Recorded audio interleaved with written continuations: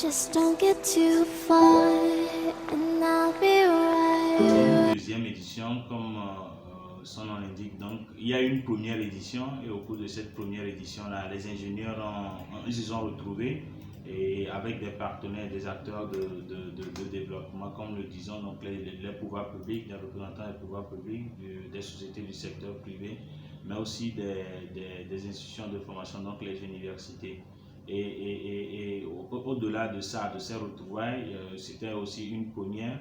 Et il y a eu, les ingénieurs l'ont fait, ont démontré le potentiel qu'ils ont pour pouvoir contribuer donc au développement du pays. Donc il y a eu une exposition des œuvres et réalisations des ingénieurs qui ont été présentées à cette première édition-là.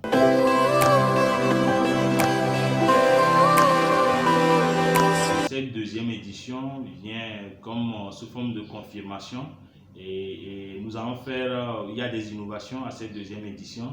Et la première, par exemple, c'est que le nombre de panels de discussion pour cette deuxième édition est de 3 au lieu d'un seul pour l'année dernière. Et en dehors de ça également, sur cette édition, nous avons prévu un atelier spécial de recherche de financement parce que nous voulons encore parler de développement et avec en ligne de mire le plan national de développement qui est sur la table. Les ingénieurs sont capables donc de faire des projets qui soient bien structurés, qui puissent participer à ce développement-là. Donc il y aura cette activité.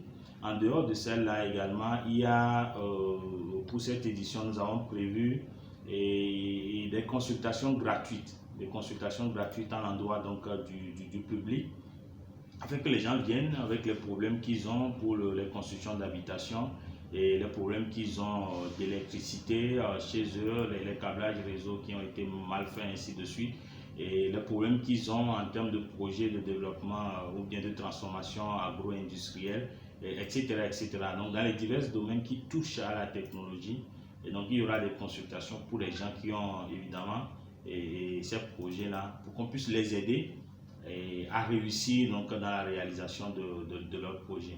Donc disons que en dehors de ça également, nous avons un job dating et donc qui va permettre donc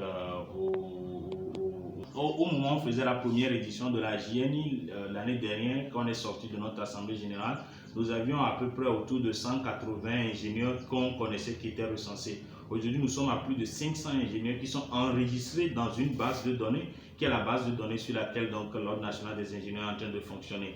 Et il y a plusieurs ingénieurs aujourd'hui qui ont une meilleure visibilité, puisque par le biais d'un certain nombre de contacts que nous avons pris, certains camarades ont la possibilité aujourd'hui, par exemple, de travailler sur des dossiers. Il y a des ingénieurs qui ont trouvé de l'emploi, des gens que nous avons, qui sont partis, que ce soit ici, nous en avons fourni sur le territoire, mais également qu'on nous a réclamé donc, en dehors du territoire, à l'extérieur, et des ingénieurs togolais qui sont partis. Donc c'est dire que l'organisation, l'ONIT en se mettant en place, la journée nationale de l'ingénieur que nous avons fait, tout ça là, ça donne des résultats qui sont des résultats bien concrets et sur lesquels nous capitalisons déjà, parce que ce n'est que le début, il y a encore beaucoup de choses qui doivent pouvoir être faites par les ingénieurs.